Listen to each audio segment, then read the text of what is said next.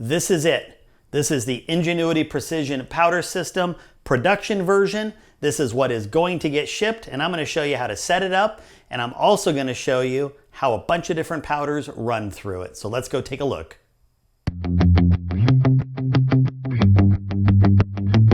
And this is everything. So this is the complete Ingenuity Precision production version, plus a couple extra parts because I have both a Sartorius scale and an A&D scale that I'm going to show you. But in essence, everything over here is what you will get in a production version.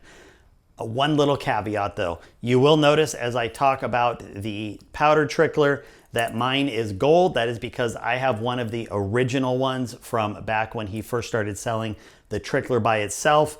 The production version will be a silver anodized. So I just wanted to make sure that was clear and out of the way.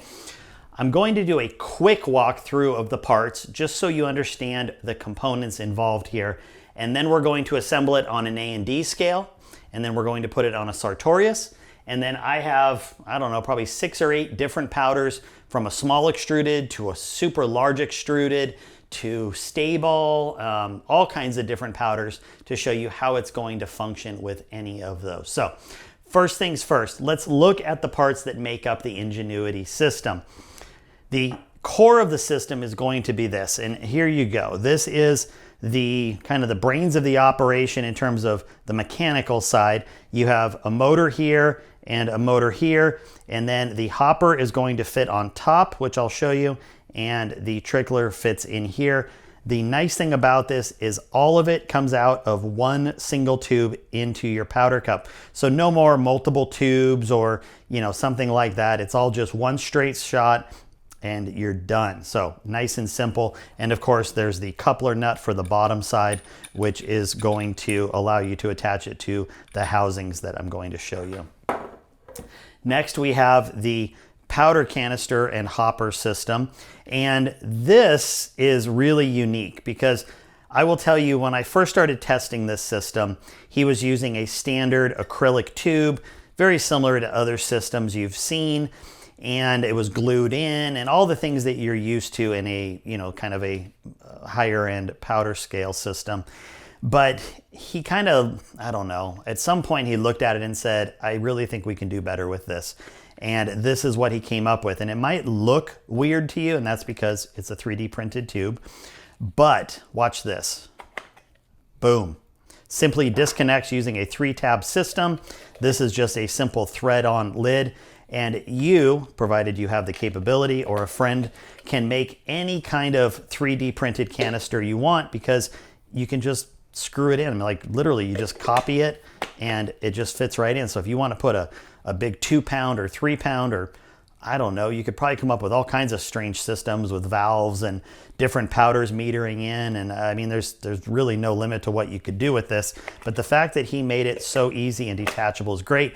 And even if you don't do any of that and it's, you know, some issue where you need to order another one of these or something happens with your hopper, you drop it, it bends or breaks. The great thing is you don't have to get a whole brand new powder system. You can simply get whatever piece it is that you need for your hopper. Then we have the good old trickler. Now this has been around for quite a while, and you know, normally it has a big metal stand that you would order with it because it was a standalone system. And like I said, they're going to come in a clear silver anodized kind of look, and I guess that's redundant, but it's going to be a silver cup, and it still works the same way. Everything is the same about it.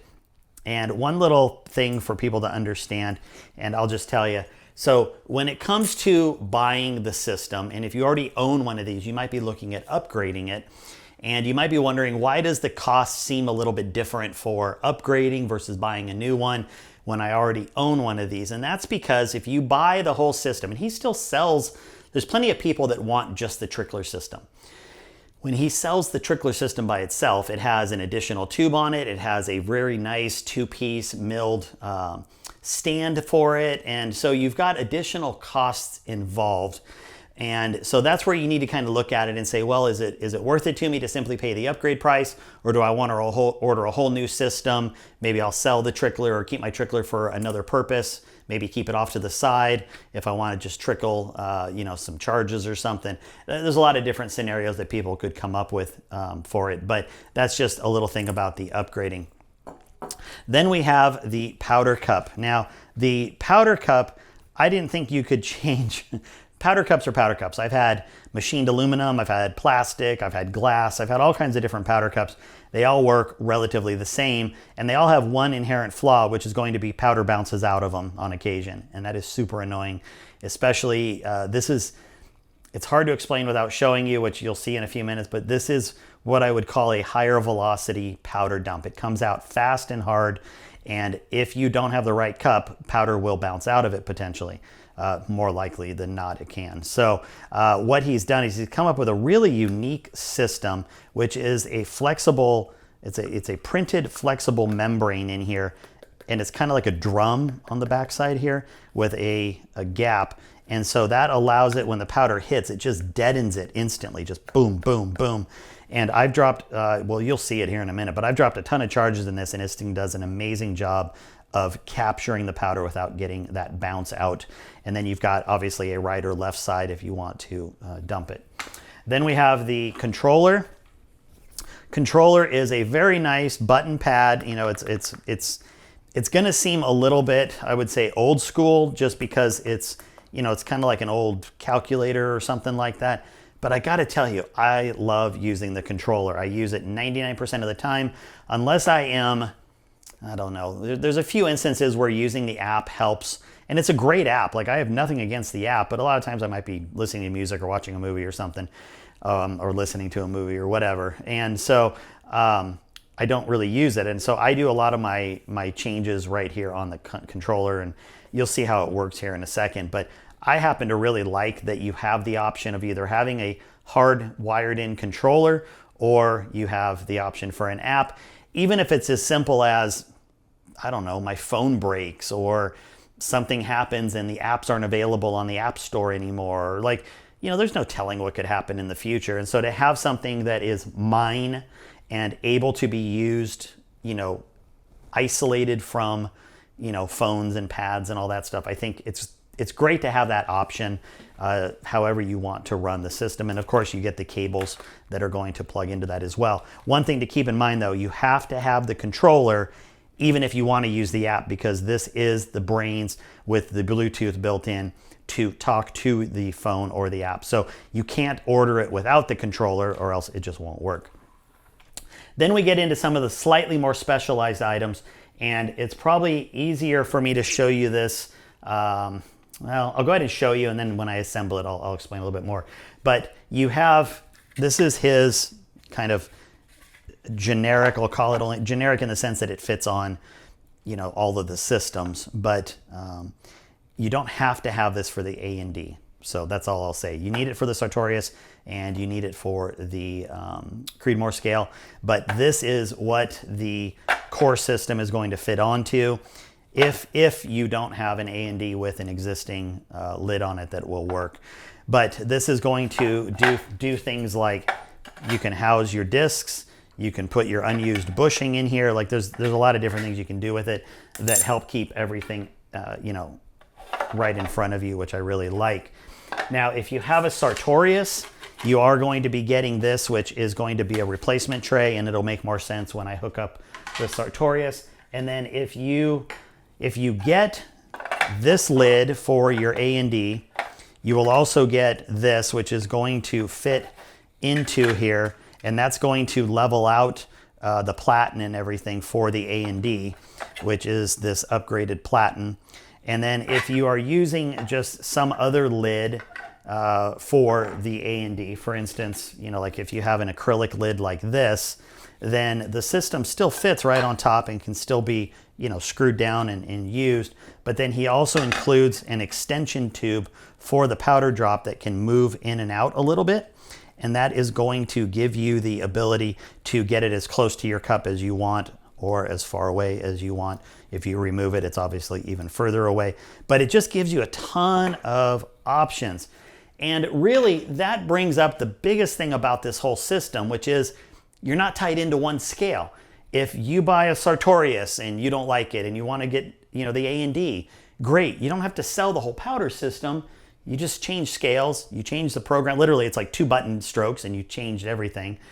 And then it goes, okay, great. I'm talking to an A&D. Boom, you're good to go. If you get a Creedmoor scale and maybe down the line you want to upgrade to a Sartorius, same thing. You just change the buttons in here. Boom. Now it knows it's talking to a Sartorius and not to a Creedmoor scale. So it gives you tons of flexibility. And if you think about it, a system like this could even be shared between a couple friends. Maybe I own an A&D and a friend has a Sartorius or a Creedmoor. Well, now somebody could borrow it and they can use it on whatever scale they have.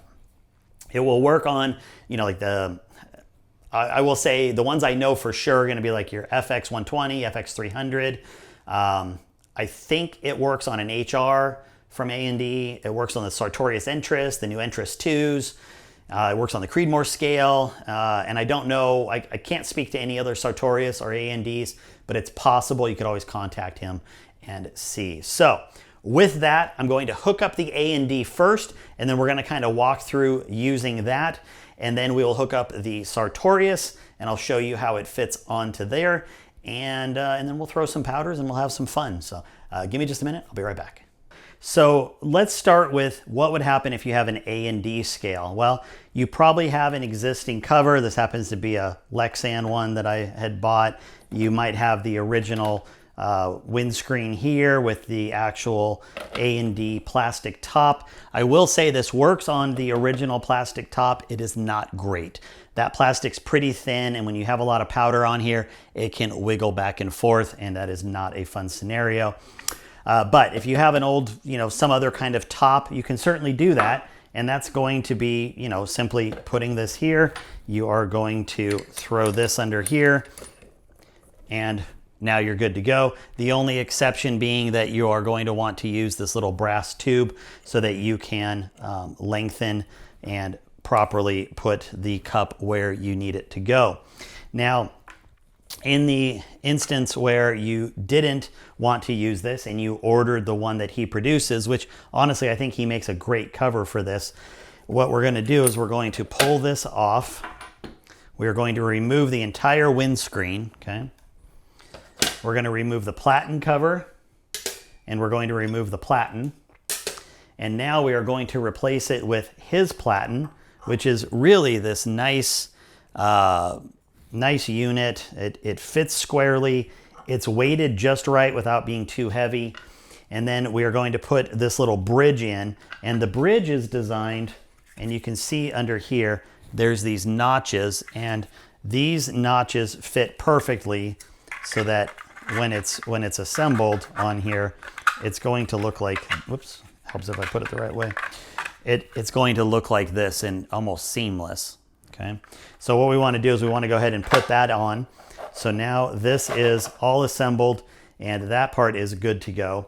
We then need to put our core system on, but before we do, let me show you this little plug right here, which is going to be, where'd you go? Right here. So there, it's a plug coming off of the controller, and it's going to get plugged in right there. Okay. So there's that one. Then we are going to put the core system on top and bolt that on. And I just give it a nice snug. It doesn't have to be like wrenched on there. You don't have to do anything like that. You're just gonna give it a nice tug. And then now the way that is working, you can see that there is just enough clearance here for the cup to fit under, which is exactly what you want. And now powder will come out perfectly without splashing everywhere. So there is that system on. And as far as plugging it in, I'll show you this on both systems, but the power cord for the controller, you might notice, well, it's got this adapter on it. That's because they were really smart. Being that they don't know which scale you're going to use, they wanted to make sure that the power incoming could not be accidentally plugged into the scale, because A&D runs one polarity on its power cord, Sartorius runs another, and then Creedmoor matches one of the two, and I can't remember which way it goes. But point being, you have 3 scales with 2 different polarities. If you were to plug in the wrong power cord, you could fry your scale, and I don't believe that's a covered by warranty issue. So they made it where None of the plugs match the power cord here, so if you try plugging this in, it won't go into any of your scales. And that's why the adapter is really important, to make sure you have the adapter on, because then you can't accidentally plug it in. So we're going to plug that in. So then we have our powder system is powered up. We have the scale plugged in, and then of course we have the two motor plugs, which one is going to be labeled for trickler and one is going to be labeled for powder. So we're going to plug that in, and I'm at a weird angle, but there we go, and there we go. So now everything is plugged in. This would be ready to go if I wanted to drop powder. You simply move this to the closed position, which is arrow to the right. It's going to allow it to fit on. I'm going to choose whichever of the two bushings that I need, and I'm going to drop that in. And they lock in. There's a flat spot, so you know you have it in the right position when it falls in. And then we are going to put the powder hopper on, and I typically would fill this before opening the valve, just in case I forget to put my powder pan under here. That way a couple of kernels aren't, just arbitrarily floating around, which I wouldn't like.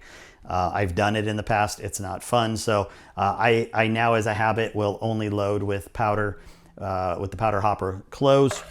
And that's it. So if I was going to run powder on my A&D, I'd be good to go. As I said before, he's got a nice little setup over here where you can put the bushing, and if I want to, I can take all my additional discs and I can put them over here, and you can see that that nicely and neatly holds them in place. Now, this is largely going to translate to my Sartorius as well, but the Sartorius is a slightly different setup. So let me bring that out and I'll show you how it hooks up to that one. And here is my trusty Sartorius. Now, I'm a huge fan of this scale. I don't know, I feel more confident using it. The A&D is a fine scale. Lots of people reload on it. I reloaded on it for a long, long time, but you do get really spoiled if you ever upgrade to the Sartorius.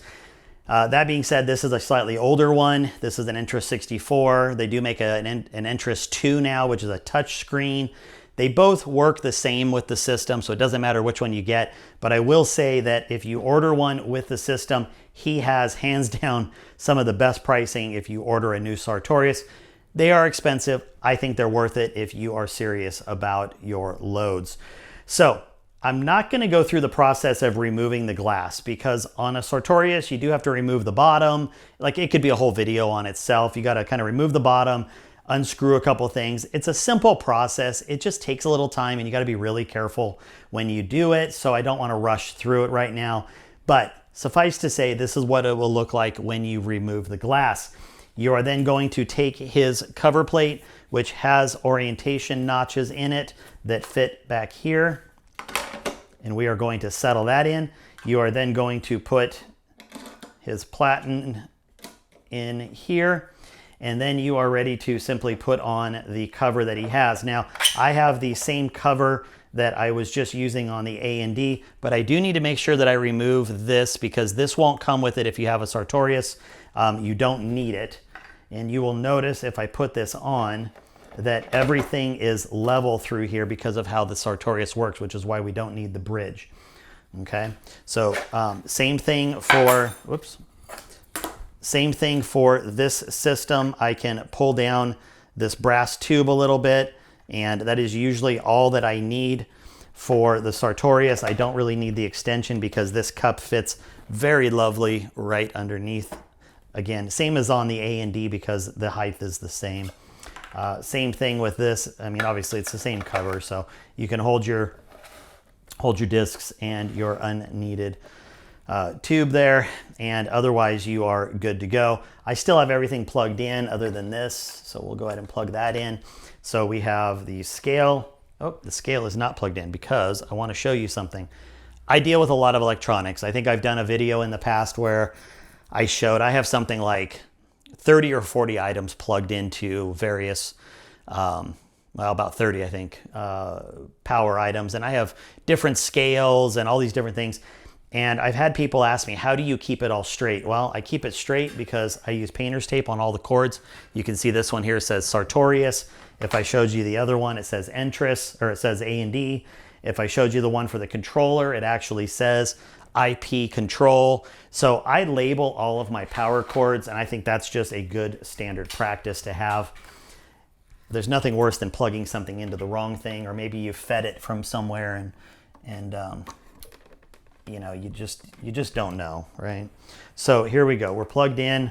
We're going to go ahead and turn that on. The other thing that'll come with the Sartorius is an adapter cable so that we can take this coming off the controller, plug this in, and now connect it to our Entris. The Entris and the Entris 2 do have different connectors, so he does need to make sure you know which connector cable you have, because there are a couple different ones, but it's an easy fix right there. So you can see that everything here is ready to go. Again, I could simply, I've got my, my bushing in here already. So you can see I've got the large bushing in. I know that because the small bushing is right here with the one red dot. And I'm going to put that on top, and now I would be ready to load. The only real housekeeping thing you have to do off the bat is make sure that your controller accurately states that you are using a Sartorius, and you do want to make sure you hit the little tool button, hit base, which is number 1, and then you will see at the top that it says Sartorius. And I will show you real quick here. If you look right here, you will see, in fact, I'll just throw it up on the screen. You will see the, this is the home screen. If I go to settings, you will now see down about halfway here, it says Sartorius, and that is where I could choose between the A&D, the Sartorius, and the Creedmoor.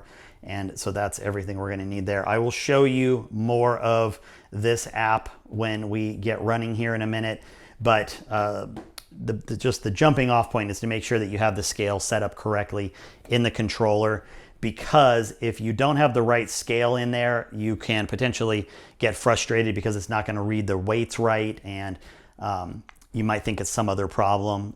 Most of the time, it's an easy thing to solve because it may have been set to A&D or Sartorius or Creedmoor, and that's not the scale that you're using, so make sure that you are good to go there. You've seen how it goes together on an A&D. You've seen how it goes together on a Sartorius. The Creedmoor scale is very similar to the A&D setup, or this one with the cover. And other than that, there's not a lot to it, just making sure that you have everything plugged in correctly. So with that, how about we see how this works with some different powders? I'm going to do a quick run through showing you, I don't know, about 7, 8, 9 different powders and how they trickle. 4350. You always have to make sure, however, that you have the correct disc in here and that you are using the correct bushing. For 4350, I'm going to do a charge weight of 50 grains. That means I want the single red or the small bushing. And I am using the 75-45 disc in here. So we are good to go. We're going to go ahead and put our powder hopper up here. I am going to fill it up. And while it is in the closed position, I typically find is the best way to go, because then you aren't accidentally losing any powder if you forget to put a cup under there or something like that. Now I want to open that valve, and I'm going to zero the scale because a couple kernels fell through. And now I am going to hit just the large button on my controller, or if you're on the app, you can do that. And that is going to send a couple, about 100 grains in real quick. And that is going to be what I prime my trickler with. No more, no less. That's just, I typically find 2 throws, somewhere in the 80-90 grain range is about all you want to put in there. You're going to want to obviously keep an eye on it, but you do not want to overfill that trickler. Now, the default is 30 grains, and I am going to power up our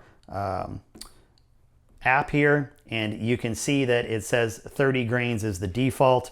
So we want to change that to 50, and then we want to go ahead and head over to calibrate. And you don't have to put the 50 grains in first, but I'll show you why I do that. So we're going to come over here. Now this system doesn't know 4350. I don't have a saved profile for it. So I need to calibrate both the thrower and the trickler. First, we're just going to calibrate the trickler. And you can see it's you know, counting off and doing its thing. It's going to be adding some powder in here. You do not need to have an empty cup for the calibrate on these two features, only on the fine tune that I'm going to show you. So now the trickler's calibrated. We need to do a calibration on the thrower. Because we're going to be under 60 grains, that means we're going to do a small or low range calibration. So that's going to drop some charges down.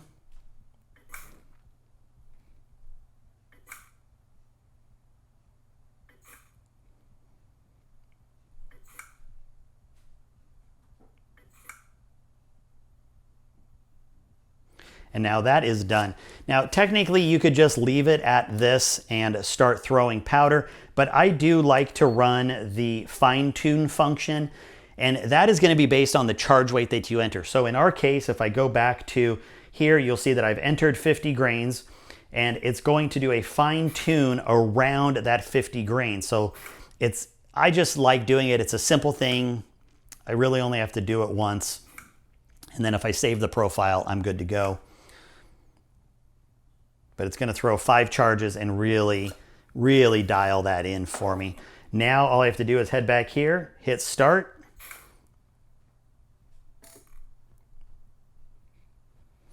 And that one was 0.03 instead of 0.02. So we were 1/100th, just a hair off on that one. Boom. Now there is, if you look on the screen here, you'll see there's an adjust throw time, and that's based on the calibration. If I wanted to, I could adjust that or adjust the trickle if I felt like for some reason it wasn't throwing correctly.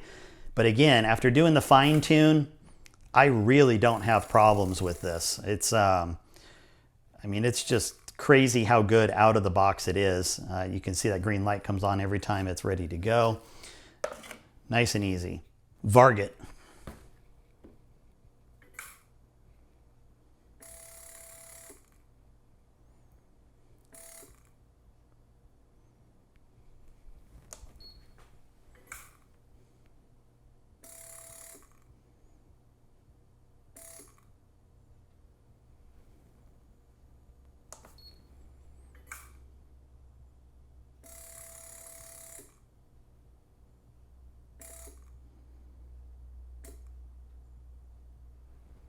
.4831 shortcut.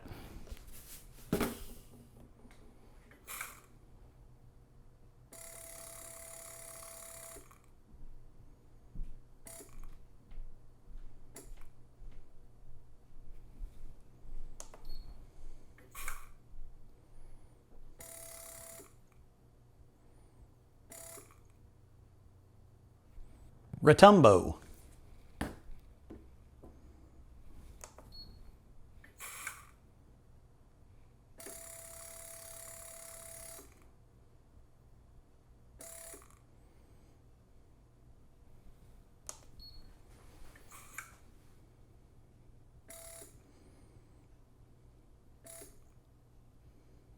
Reloader 16.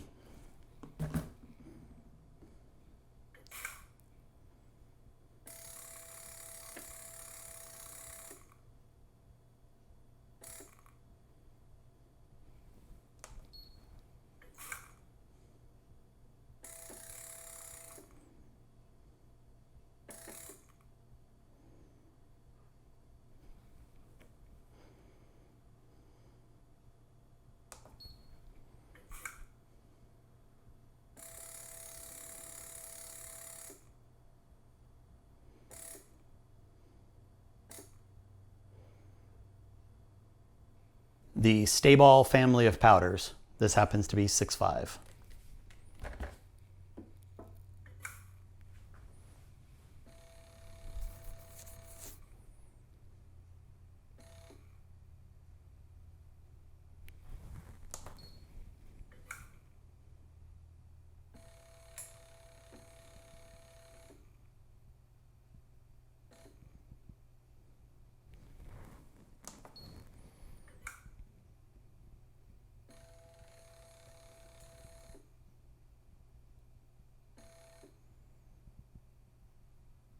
Ramshot Magnum, and for that matter, Ramshot Hunter.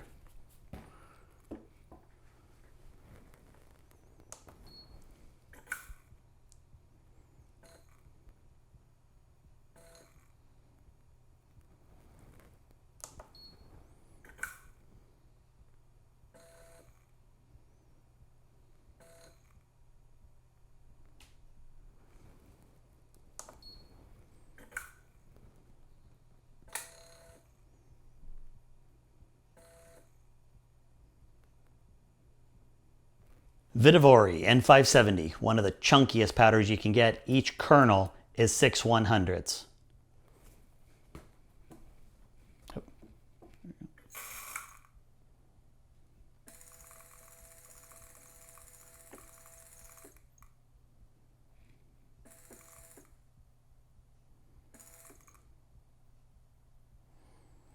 4/100ths over, still one kernel off.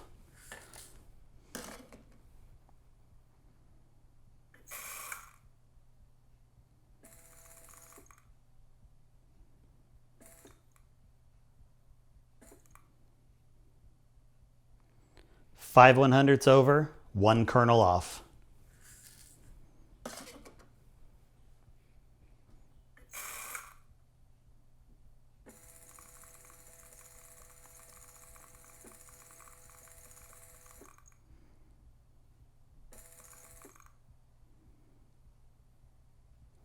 Four 100ths, one kernel off.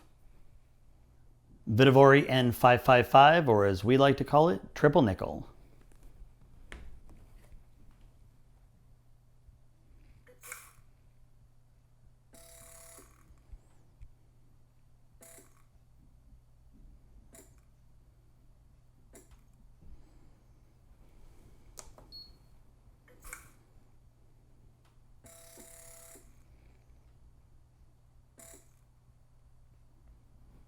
So there you have it. That is the Ingenuity Precision powder system. Now, I know the video, it's a couple loads of each one and it makes it look fantastic. And you're probably thinking there's no way it threw perfect every time. And you know what? You're right. It doesn't. There is absolutely no perfect system out there. Here's what I can tell you though. With the majority of powders, I would say with the exclusion of N570, which I'll talk about in a second, every one of these powders was throwing at or better than 97%. I've done a lot of testing with a lot of different powders on this, and I am getting solid, reliable charges pretty much with the default calibration. Now, sure, there are some powders and some charge weights that are right near that edge of the cutoff between 60 grains to go under, 60 grains to go over. Sometimes you have to play with the bushings, you know, depending on the size of the powder, things like that, where you might use a small bushing but do a medium calibration, or a small calibration with a large bushing. Like, there's things you're gonna have to figure out because there are a lot of different powders out there that have a lot of different shapes and sizes to them. But once I get them all dialed in, which again doesn't usually take very long, it works great. With that, let me show you just a quick walkthrough of the app, and I'm going to show you just a couple things in here to get you started. It does come with a great manual, and I could spend an entire video on just every function in here, but I'm just going to give you the quick getting started points, and then we will wrap it up. And here we have the app. I've shown you a little bit of it. You've watched it in the home stage and through the calibration, but I'm just going to show you a couple quick things.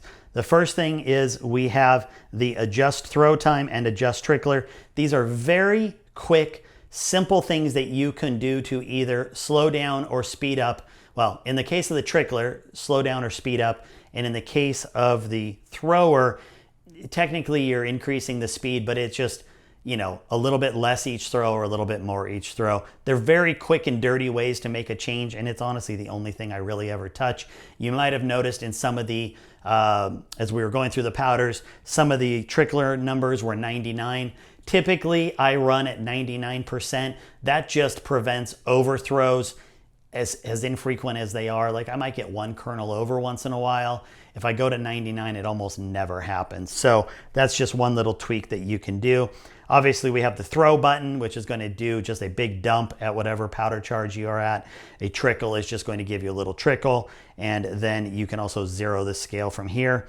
Calibration, we went over everything in here. The only thing we didn't cover was the diagnostic data button. That is going to be if you have a problem and you call Ingenuity Precision, they may ask you to send them some of this data. It helps them diagnose things. If we go to profiles, you can see I've got some profiles saved in here. Really easy to do. You're going to create the load that you want, and then you can just come in here and you can save it, and you're good to go. And it's going to you can come in here and you can change what you want to call it, and Yeah, so it's all kinds of easy here. If we go to the settings, this is something where you really shouldn't be messing with this.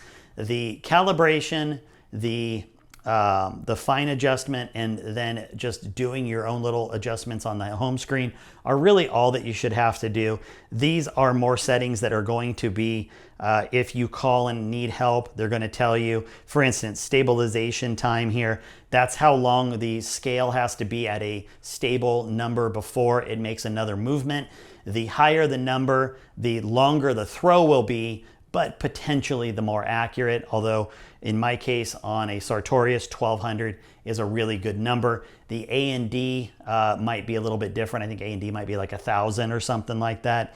And then there's things like speed, the notches. If you go to, like when I did the N565 or the N570, the disc for that has half the number, roughly half the number of notches. It makes a difference on how it counts and calibrates. So you're gonna wanna make sure that you change the notches. Almost every other notch count on the discs is going to be 36. The only exception would be the 1/4 ball powders. But again, those are about the only things you're really going to want to come in here and mess with. You could change the starting and end tolerance, but you can do that in another way too. But really this one here, maybe you're throwing something like N570 and you want to, accept one kernel, which would be 6/100. You could go to 0.06 on your ending tolerance. So things like that are what you can dive into here, but they've done a really good job of just keeping it simple and making it something that is effective. All of those same commands are here on the controller. And again, I'm pretty good with the controller. I can dig through it pretty quickly, bump up my charges, whatever I want to do, because I don't really like messing with my phone, but all of those same things can be done on the app as well. So once again, it gives you ultimate versatility. With that, I know you've been waiting for it. I hope this helps answer a lot of the questions about what the production unit is going to look like and how it's going to act. If you have any other questions, ask me below. I'm happy to answer them if I can. If not, I'll try to get some answers for you. With that, get out and shoot. Have a good one. We will talk soon.